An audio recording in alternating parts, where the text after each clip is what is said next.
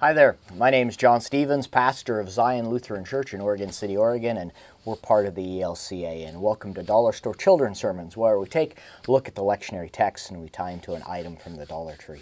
This is for the narrative lectionary, and it's out of, let's see, I think it's the Gospel of John. Yeah, the Gospel of John, still the 9th chapter. And this is about Jesus healing the man that was born blind and all of the arguments that go on. Tell us, how did this happen? I mean, it's like they go to the parents and there's this, all kinds of conversation happening. And again, the guy says, I told you once, I told you again. I don't know how it happened. I was born blind. I was blind. Now I see. Jesus healed me. The end of story. And just that again and again, and arguing about how who was this and that and this and that, and all kinds of arguing. And you know what? In the midst of all of the confusion and all of the arguing and all the figuring out, the man can still see. The man has still been healed. The man can still see. And that's the focus where I'm looking at, is that even in our disagreements, even when we argue with one another, even when we fight and we don't see eye to eye, God still is acting. God still acts. That doesn't stop God's mission of getting God's love out into the world. So God still acts. And so a couple of items that I'm playing around with. One, using this for the Revised Common Lectionary as well, but it has to do using an electric timer or your phone or a minute timer that you turn. And the idea is that it could be that you set the minute timer, you set this timer on your phone or on here, or you turn it over, and as you turn it over, you start talking about, now, some people think it's silly that I'm using a timer, and when you do the timer, I suggest either when you turn it on or you set it down, you don't make a big deal about that you're setting the time to set.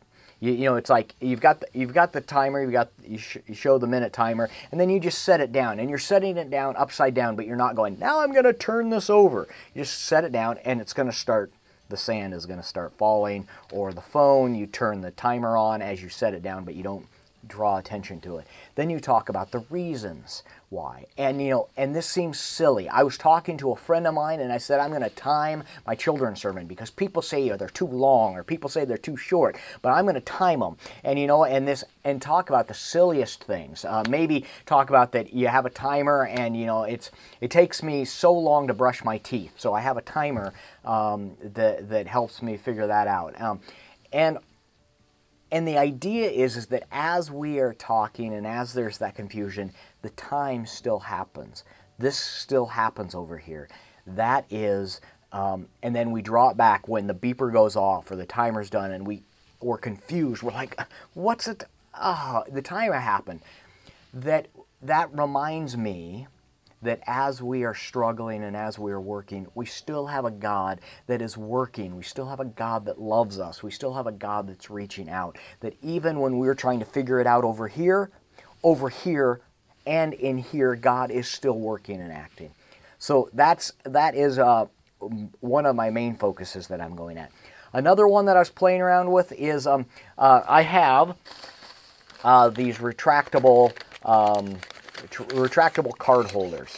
And what I've done is I've hooked one of these card holders onto my belt down here, and I've got this retractable thing here. And this is going to become what we call a pull. And it's you've got this here, and you've got the pen, and then the idea is that you're here and you go to cover the pen, and boom, it's gone. And the thing is you're going to make this obvious. You are going to make it so obvious that they were here, and you take it, and so you reach up like that, and it's gone, but you're just letting go. If you wear an alb or wear a robe, you could actually put it, hook it inside your alb, and you get here. You've got a pen, and then the idea is that it happens obvious, it happens silly. The other option is I have, we're going for the ridiculous here, is that you have, let's say, you have here, I've got a pen and a pencil, and the idea is, and you're going to have all the kids watch, the idea is that we're going to make this pen disappear. Not pencil, but the pen, or a coin or something. I use a Bic pen in the cap. And so you go, watch carefully. Here, we're going to go like this. Watch carefully. Here, I'm going to turn it over. So, 1, we're going to make this disappear. 2, 3. Wait a minute. This is still here. What happened to the... And it's right here. And it's silly. It's not really magic. It's a trick. But we could... The idea that I've been working on this, the idea is that it's so silly, it's so ridiculous, and we can get caught up on the hows and the whats and all of this, yet something still happens. And I keep coming back to this idea, this main idea that, that as there's this argument about what happened, we forget that something happened. When the man was healed, we're arguing, or the text, the people in the gospel argue so much about what happened that we can lose sight on that something happened. That like with the pole. The ridiculous nature is that that's so silly, and we can talk about, oh, it just got pulled back, but that we forget that something actually happened.